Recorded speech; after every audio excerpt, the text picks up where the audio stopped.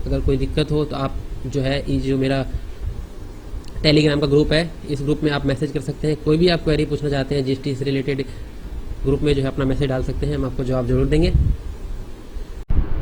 Hello दोस्तों, एक बार फिर स्वागत है आपका ओनली फॉर टैक्स के चैनल पर। आज का जो हमारा टॉपिक है वो है जीएसटी रजिस्ट्रेशन के बारे में। क्योंकि हमने जो है जीएसटी पोर्टल का ओवरव्यू ले लिया था, उसका सबसे पहला जो टैब था वो जीएसटी रजिस्ट्रेशन का था, और सबसे पहला जो पॉइंट भी होता है वो जीएसटी रजिस्ट्रेशन का ही होता है।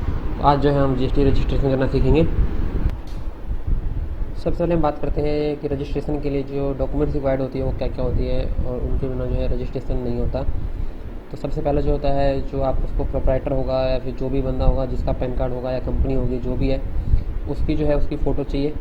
ठीक है, उसके बाद जो है आप जो उसका प्रिंसिपल बिजनेस का जो प्लेस है जहाँ पे वो बिज़नेस करना चाहता है, उसकी जो है रेंटेड है तो रेंट एग्रीमेंट ऑन है तो वो खुद का उसका इलेक्ट्रिसिटी बिल, और अगर घर वालों के नाम पे है तो उससे एनओसी चाहिए होगा। ठीक है, उसके बाद इलेक्ट्रिसिटी बिल तो हर एक केस में चाहिए।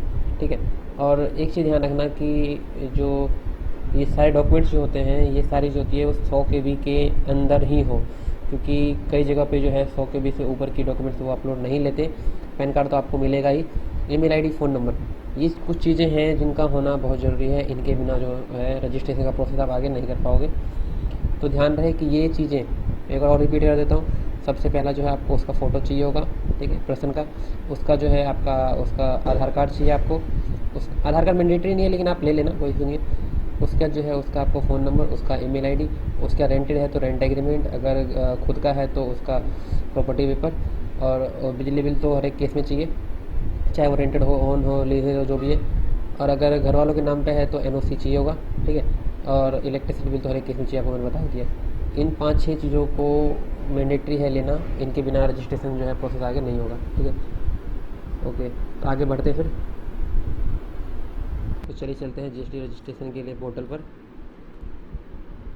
सबसे पहले आएंगे सर्विस में। सर्विस में आने के बाद रजिस्ट्रेशन के कॉलम में जाएंगे। रजिस्ट्रेशन के कॉलम में जाने के बाद यहाँ पे न्यू रजिस्ट्रेशन का ऑप्शन आ रहा है, आप इस पर क्लिक करेंगे। यहाँ पे आपका कुछ 2 चीज़ों का ऑप्शन आ रहा है, एक तो न्यू रजिस्ट्रेशन का, एक TRN नंबर के रेफरेंस से अगर आपने रजिस्ट्रेशन कर रखा है उसका आपके पास TRN नंबर आया हुआ है, मतलब ये एक पहला पॉइंट होता है जिसमें आपको डिटेल फिल करनी होती है। इसके बाद आपका TRN नंबर आता है। उसके बाद जो है हर बार नेक्स्ट टाइम जो है आप TRN नंबर से ही लॉगिन करके आगे का फाइल जो है अपने आगे की जो फॉर्म्स को है जो फिल करेंगे। TRN नंबर लेने तक के लिए आपको ये करना होता है। सबसे पहला जो इसमें है आई एम टैक्स पेयर, या फिर यहाँ पे जो भी आपका वो आप यहाँ पे डालोगे। तो जो मैं टैक्स पेयर हूँ तो मैं टैक्स पेयर डालूँगा। उसके बाद जो है यहाँ पे स्टेट सेलेक्ट करने में मैं दिल्ली सेलेक्ट कर रहा हूँ। उसके बाद डिस्ट्रिक्ट सेलेक्ट करने में नॉर्थ वेस्ट दिल्ली है मेरा। ठीक है, उसके बाद जो लीगल नेम में सेलेक्ट करता हूँ मैं कुछ भी अपना नाम डाल देता हूँ। नाम के बाद यहाँ पे पैन नंबर की रिक्वायरमेंट है, तो पैन नंबर यहाँ मैं डाल देता हूँ अपना।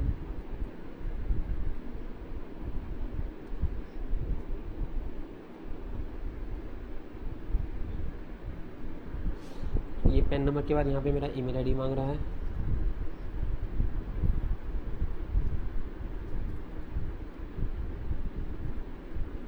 यहाँ पे मेरा मोबाइल नंबर। ये सब करने के बाद यहाँ पे डालेंगे हम कैप्चर को। कैप्चर डालने के बाद यहाँ पे हम करेंगे प्रोसीड।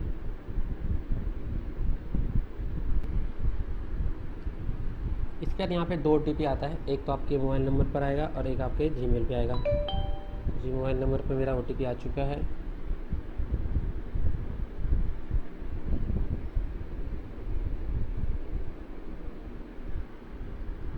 अब मैं मेल चेक कर लेता हूँ। दोनों OTP डालने के बाद जो है मोबाइल और ईमेल के OTP भी अलग अलग आएंगे। डालने के बाद यहाँ पे प्रोसीड करेंगे। ये आपके मोबाइल और ईमेल को वेरिफिकेशन करने के लिए आपका बनाया जाता है। ये आपका TRN नंबर आ गया। ठीक है, तो TRN में यहाँ से कॉपी कर लेते हैं। आप चाहे तो इसकी फ़ोटो भी ले सकते हैं, या फिर आप चाहे तो यहाँ पे कहीं पर इसको कॉपी करके रख भी सकते हैं। तो मैं फ़िलहाल इसकी फ़ोटो ले लेता हूँ और मैंने इसको कॉपी भी कर लिया है, तो ये आगे हमारे काम आएगा। इसके बाद यहाँ से हम करते हैं प्रोसीड। यहाँ पे आप देखो, आप रजिस्ट्रेशन की बजाय आपका यहाँ पे TRN नंबर का ऑप्शन खुला है। यहाँ पे मैं TRN नंबर डालता हूँ। आगे एक स्पेस है, इस स्पेस को मैं खाली कर देता हूँ, क्लियर। CRN यहाँ पे नहीं आ रहा है, तो N यहाँ पे आपको लिखना पड़ेगा। उसके बाद यहाँ पे आप कैप्चा डालेंगे। कैप्चा डालने के बाद यहाँ पे आप इसको प्रोसीड करेंगे। प्रोसीड करते ही एक आपके OTP आएगा। इस बार जो OTP आएगा वो मोबाइल और ईमेल पे दोनों पे सेम आएगा। आप किसी भी OTP का इस्तेमाल कर सकते हैं।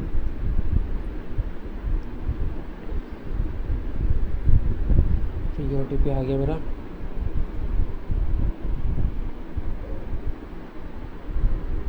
इसको हम डाल लेते हैं।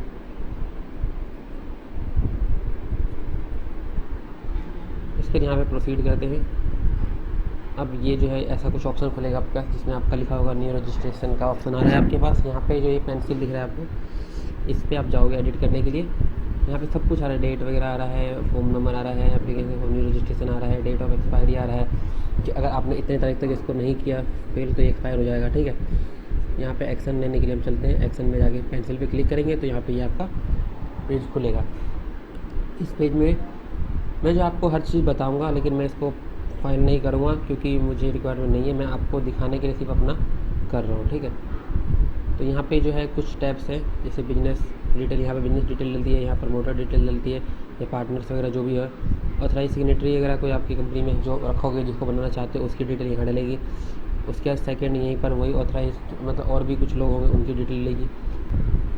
प्रिंसिपल प्लेस जो होगा आपका, जैसे बिजनेस का जो प्लेस है जहाँ पे आप काम करते हैं, जो हेड है उसका आपका जो डिटेल है वो यहाँ डलेगी। इसके अलावा जो अगर कोई एडिशनल प्लेस भी है आपके बिजनेस का तो यहाँ डालोगे। किस चीज़ का काम करते हो, गुड्स एंड सर्विस जो भी है उसकी डिटेल यहाँ डालोगे। यहाँ पे स्टेट स्पेसिफिक इन्फॉर्मेशन वगैरह चेक करेंगे, भी देखेंगे क्या डलता है इसमें।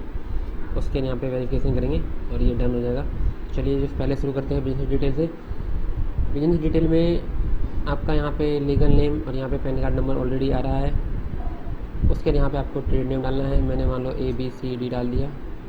यहाँ पे आपको डालना है कौन सी कंपनी है, मतलब किस तरह की कंपनी है, पार्टनरशिप है, प्रोप्राइटरशिप है, लिमिटेड कंपनी है, क्या है, मतलब आपको ये डालना है यहाँ पे। तो यहाँ पे जो है मेरा प्रोप्राइटरशिप है, तो यहाँ पे प्रोप्राइटरशिप डाल। आपका अगर पार्टनरशिप है तो पार्टनरशिप डालोगे। तो थोड़े से फॉर्म्स की जो है वो चीज़ें चेंज हो जाती है पार्टनरशिप डालने पे, प्रोप्राइटरशिप डालने पे, और ज़्यादा कुछ फ़र्क नहीं पड़ता। जैसे कि देखो पार्टनरशिप डालने पे थोड़ा सा चेंज हो गया। लेकिन ये जो पैन कार्ड है मेरा वो पार्टनरशिप का पैन कार्ड नहीं है। पैन कार्ड भी पार्टनरशिप का बनाना पड़ेगा, तो ही हम पार्टनरशिप का कर पाएंगे। ये प्रोप्राइटरशिप का पैन कार्ड है, एक सिंगल पर्सन का पैन कार्ड है, इसलिए हम प्रोप्राइटरशिप ही बना पाएंगे इसमें। अदरवाइज़ कंपनी का होता तो कंपनी के पैन कार्ड अलग नंबर होता है और पार्टनरशिप के पैन कार्ड का नंबर अलग होता है। मैं आपको बता देता हूँ कि पैन कार्ड नंबर में क्या फ़र्क पड़ता है। जो चौथा लेटर जो होता है पैन कार्ड का, वो हमेशा डोनेट करता है कि वो क्या है। अगर मान लो P लिखा हुआ है तो एक सिंगल पर्सन का है, अगर C लिखा हुआ है तो एक कंपनी है, और पार्टनरशिप का ऐसे ही अलग होता है। फॉर्म F लिखा हुआ है तो वो पार्टनरशिप है। ठीक है, तो ये 3 तरह की चीज़ें होती है।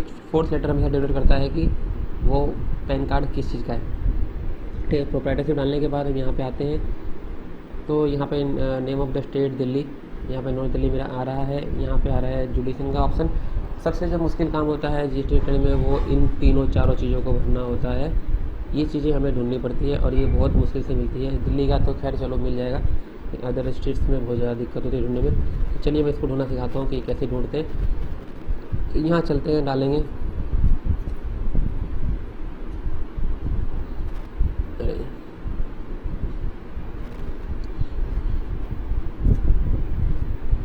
ये जो ऑप्शन आ रहा है नो जुडिशन का, इसमें जाएंगे।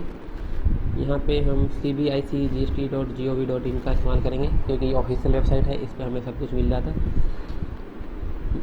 ये वेबसाइट कुछ ऐसा दिखता है। इसके यहाँ पे हम स्टेट सेलेक्ट करेंगे। स्टेट में आते हैं दिल्ली। दिल्ली में सेलेक्ट करने के बाद आता है कौन से आप साइड में रहते हो। तो मैं नॉर्थ की साइड हूँ, तो मैं नॉर्थ में सेलेक्ट करूँगा। अब यहाँ पे ना कुछ ऑप्शन आ रहे हैं कि आपका इलाका इसमें से कोई है, तो आप पहले सेलेक्ट करोगे कि आपका इलाका कौन से के आसपास पड़ता है। तो जी मैं इधर बादली का चेक करता हूँ पहले, क्योंकि बादली मेरे पास पड़ता है, भवाना ही मेरे पास पड़ता है। भवाना मेरे पास नहीं पड़ता, बादली मेरे पास पड़ता है, जहांगीरपुरी मेरे पास पड़ता है। तो मैं चेक करता हूँ, इसमें मेरा आता ही नहीं आता। इस पर सेलेक्ट करने के बाद यहाँ पे रेंज आते हैं कुछ।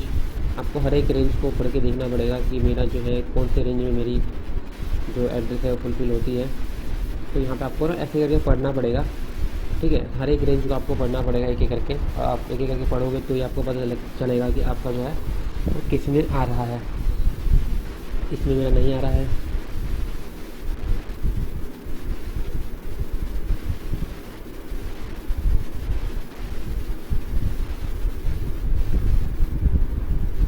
तो ये बादली में नहीं है। अब चलते हैं हम दरियागंज में नहीं है, जहांगीरपुरी में नहीं है। अब हम आते हैं ओल्ड दिल्ली में, लेकिन मेरा ओल्ड दिल्ली में नहीं है।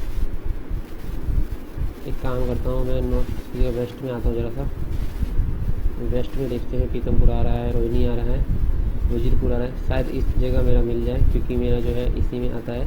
ये तीनों मेरे आसपास पड़ते हैं, रोहिणी, वजीरपुर और पीतमपुरा में बीच में पढ़ता हूँ। चलिए मैं मान के चलता हूँ कि एक्चुअली मेरा घर जो है शालीमार बाग है, तो मैं शालीमार बाग ढूंढना चाहता हूँ। तो शालीमार बाग इधर नहीं है। साउथ में देखते हैं, साउथ में तो बिल्कुल नहीं होगा।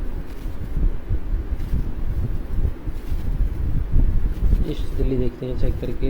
गांधीनगर, मोतीनगर, ये नगर, मुंगरपुरी, बुंडका, पीतमपुरा, रजौरी, रोहिणी। चलिए पीतमपुरा चेक कर लेते हैं। पीतमपुरा में रेंज 101 सुभाष पैलेस।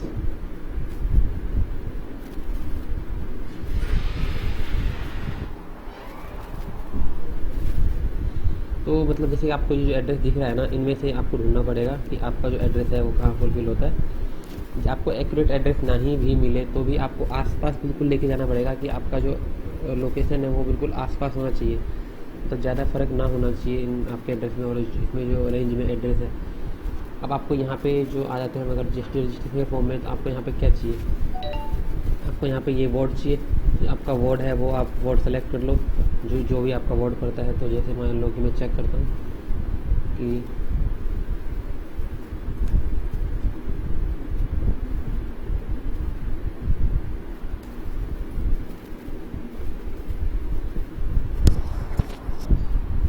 मेरा जो वार्ड पड़ता है वो 61 पड़ता है। तो मैं 61 ढूंढ रहा हूँ इसमें।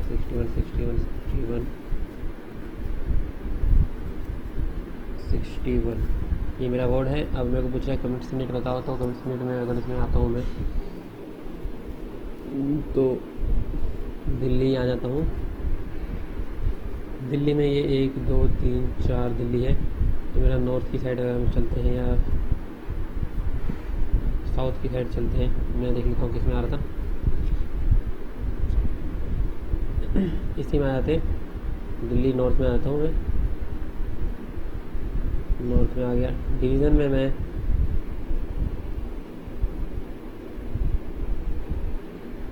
मैं चेन्नई में आ गया था।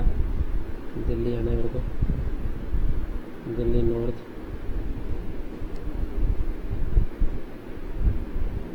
अब मैं इसमें आ जाता हूँ बादली में। इसके बाद रेंज जो है मैं यहाँ सेलेक्ट कर लेता हूँ 31। अब ये कैसे सेलेक्ट हुआ मैं आपको बता देता हूँ। आप आए सबसे पहले दिल्ली में गए, आपने सेलेक्ट किया नॉर्थ दिल्ली को। यहाँ से पहले मैं इनको छोटा कर देता हूँ।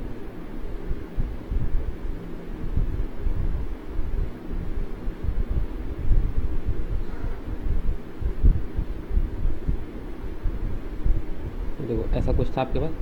तो आप सबसे पहले गए इसमें, आपने कमिश्नरेट सेलेक्ट कर लिया दिल्ली। दिल्ली में आप आ गए अपने नॉर्थ दिल्ली में, नॉर्थ दिल्ली पे क्लिक किया। उसके बाद आप आ गए बादली में। उसके बाद आपका आ गया रेंज 31। मान लो मेरा एड्रेस इसमें फुलफिल करता था, तो मैं डालूँगा क्या, दिल्ली नॉर्थ। उसके बाद आपका रेंज डिवीज़न आ गया आपका बादली, और रेंज आ गया आपका 31। तो यही चीज़ आपको यहाँ पे मांग रखी थी, कमिश्नरेट, डिवीज़न और रेंज। ये आप ऐसे ढूंढोगे, हर स्टेट का ऐसे मिल जाता है, ठीक है।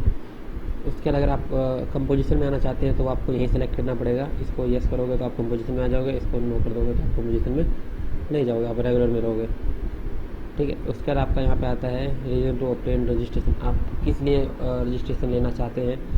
सबसे सिंपल सा लॉजिक इसका और जवाब होता है वॉलंटरी बेसिस पे, कि भाई हम वैसा ही ले रहे हैं कि हमें ज़रूरत पड़ेगी आगे जाके, तो हम अभी से ही लेके रखते हैं, ठीक है। तो वॉलंटरी बेसिस पे आप रजिस्ट्रेशन करवा रहे हो। उसके बाद यहाँ पे ये पूछ रहा है कि डेट ऑफ बिजनेस क्या है, मतलब डेट ऑफ बिजनेस कब आप ओपन कर रहे हो। तो भाई मैं आज ही कर रहा हूँ, तो मैं आज ही डालूँगा। उसके बाद यहाँ पे पूछ रहा है कि अगर आपका कोई पहले से रजिस्ट्रेशन है इसी नंबर से, पैन कार्ड नंबर से, तो उसका रजिस्ट्रेशन नंबर और रजिस्ट्रेशन टाइप वगैरह आपको और डेट ऑफ रजिस्ट्रेशन डालना पड़ेगा। तो मेरा पहले से कोई नहीं है तो मैं नहीं डालूँगा और मैं यहाँ पे सेव एंड कंटिन्यू करूँगा। सेव एंड कंटिन्यू करने के बाद यहाँ पे मेरा दूसरा जो है प्रमोटर पार्टनर्स का जो ऑप्शन है ये खुल गया है। अब मुझे पार्टनर्स की डिटेल डालनी पड़ेगी। पार्टनर्स के मीन अगर पार्टनर्स होते हैं तो ना सिंगल पर्सन हो तो सिंगल पर्सन की डिटेल डालनी पड़ेगी। जैसे मेरा नाम ऑलरेडी यहाँ पे आ रहा है उसके यहाँ पे फर्स्ट नेम की बात करते हैं तो यहाँ पे फर्स्ट नेम जो है वो फादर का आएगा, फादर का फर्स्ट नेम जो भी है, और यहाँ पे मिडिल नेम, यहाँ पे लास्ट नेम, ठीक है। यहाँ पे डेट ऑफ बर्थ आएगा मेरा, जो मेरा डेट ऑफ बर्थ है, मेरा डेट ऑफ बर्थ चलो मैं डेट ऑफ बर्थ 98 में ले लेता हूँ।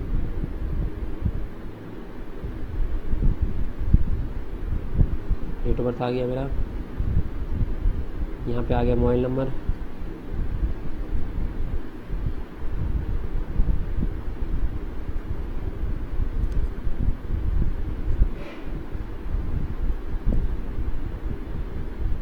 उसके बाद यहाँ पे ईमेल आईडी चाहिए,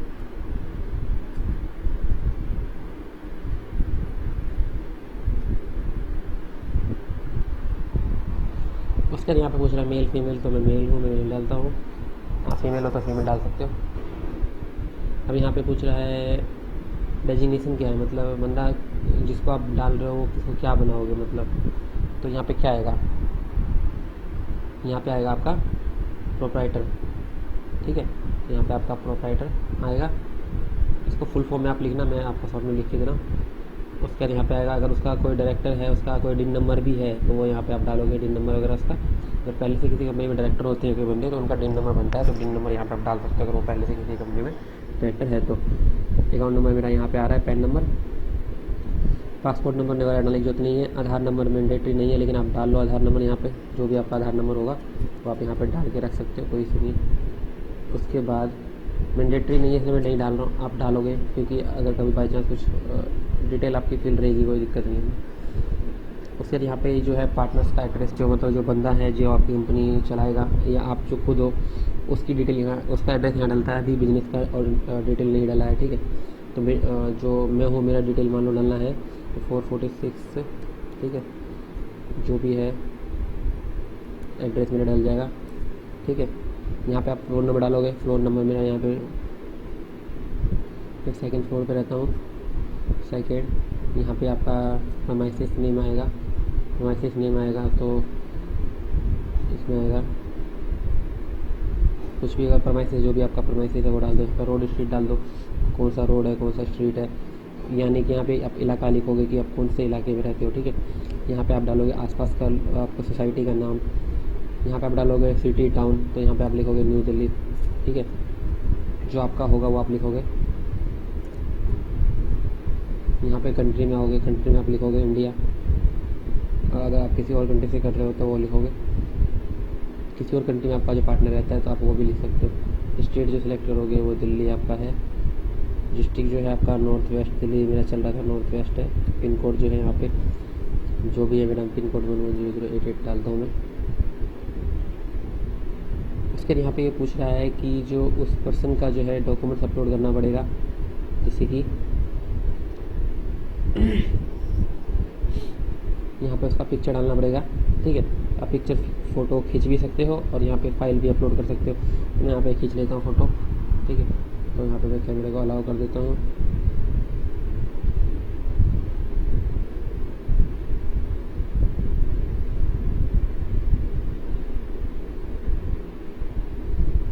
चलिए मेरा डिवाइस कनेक्ट हो रहा है जब तक, तो आगे की बात करते हैं। इसी को आप चाहते हो कि आप ऑथराइज सिग्नेटरी भी बनाना चाहते हो, मतलब यही जो एक पर्सन है, अगर एक ही पर्सन है तो वही ऑथराइज सिग्नेटरी बनेगा क्योंकि प्रोप्राइटरशिप चल रहा है, ज़्यादा पर्सन तो है नहीं कि आप किसी को कुछ भी बना लोगे।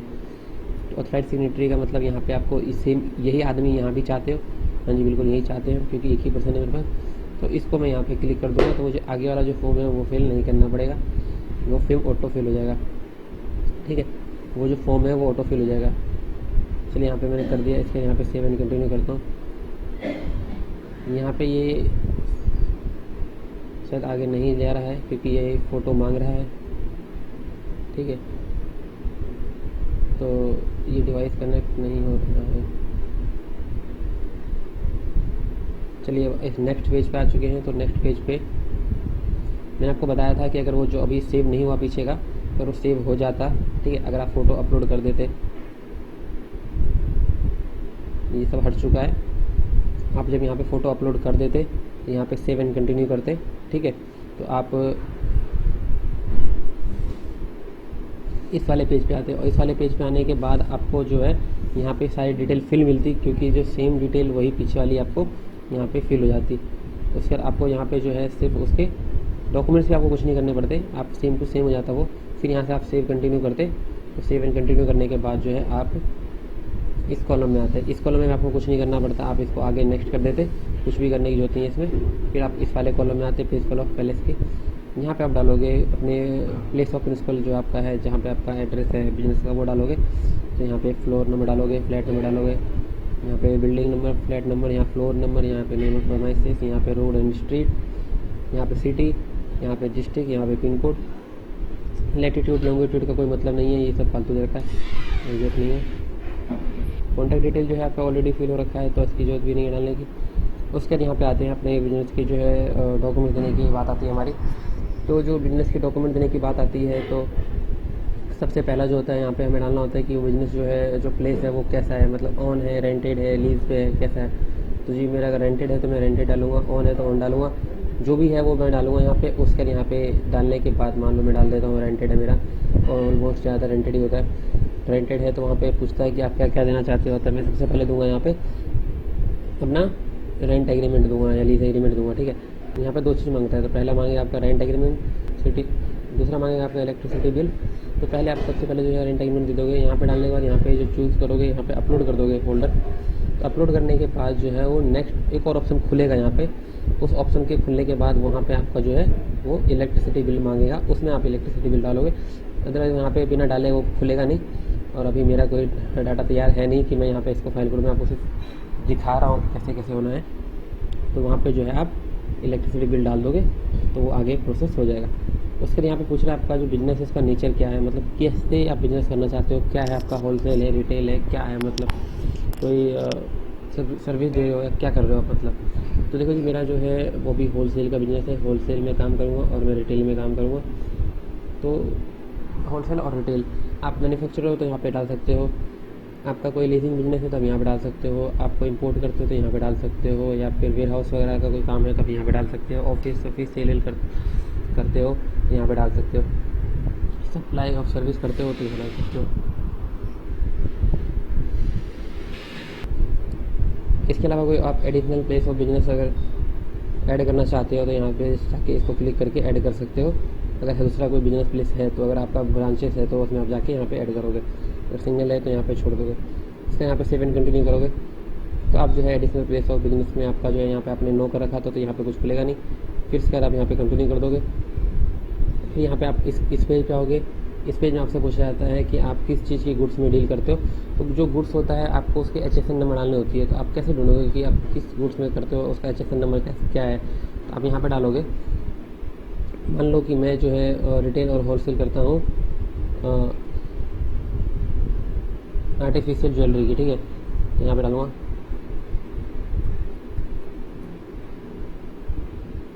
यहाँ पे आ गया आर्टिफिशियल ज्वेलरी।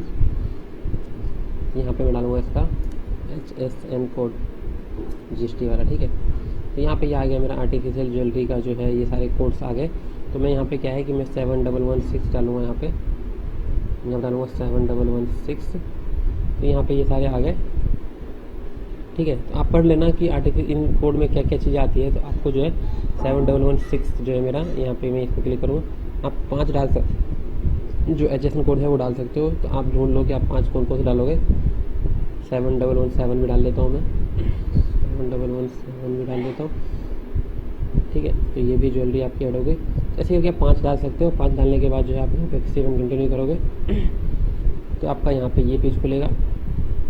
इसमें आपको कुछ करना नहीं है, ये आपके किसी भी काम का नहीं है, ठीक है। इसके यहाँ पे फिर सेव एंड कंटिन्यू करोगे तो आप जो है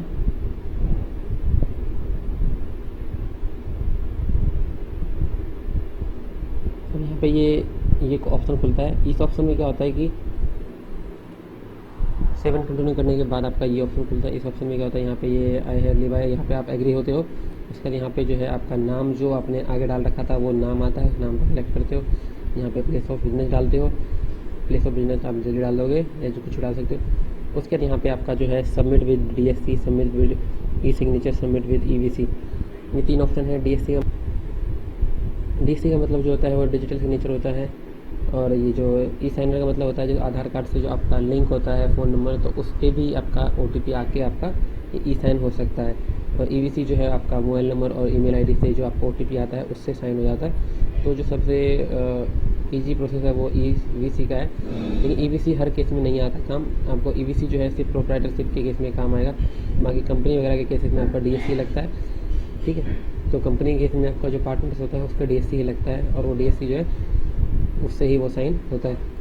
उसके यहाँ पे प्लेस डालने के बाद आप यहाँ पे सबमिट कर दोगे। सबमिट करने के बाद OTP डालते ही आपका जो है फॉर्म जो है वो सक्सेसफुल सबमिट हो जाएगा। अभी मेरा सिर्फ 20% हो रखा है, क्योंकि मैंने जो है आपको सिर्फ ओवरव्यू दिया है, मैंने फ़ाइल नहीं किया है। अगर आप मैं फ़ाइल करता हूँ तो मुझे यहाँ पे 100% दिखेगा, और यहाँ पे मैं सेव कर दूँगा। इसके बाद जो है हमें ARN नंबर मिल जाता है। ARN नंबर से जो हम आगे प्रोसेस चेक करते रहते हैं कि हमारा जो रजिस्ट्रेशन है वो सक्सेसफुल हुआ नहीं हुआ, तो वो काम हम बाद में करते रहते हैं। तो इस वीडियो में दोस्तों इतना ही था। उम्मीद है आपको अच्छा लगा होगा वीडियो। अगर अच्छा लगा हो तो उसको लाइक कर देना, अपने दोस्तों तक शेयर करना। और नेक्स्ट वीडियो जो हमारी होगी वो हम GST 3B के बारे में बताएंगे कि GST 3B में क्या क्या चीज़ें डलती है, तो देखना ना भूलें। Okay bye, thank you so much, love you guys. अगर कोई दिक्कत हो तो आप जो है ये जो मेरा टेलीग्राम का ग्रुप है, इस ग्रुप में आप मैसेज कर सकते हैं। कोई भी आप क्वेरी पूछना चाहते हैं GST से रिलेटेड, आप अभी इस वीडियो में जो आपको समझ ना आया हो या इसके अलावा भी कुछ पूछना चाहते हैं, तो आप इस ग्रुप में जो है अपना मैसेज डाल सकते हैं, हम आपको जवाब ज़रूर देंगे।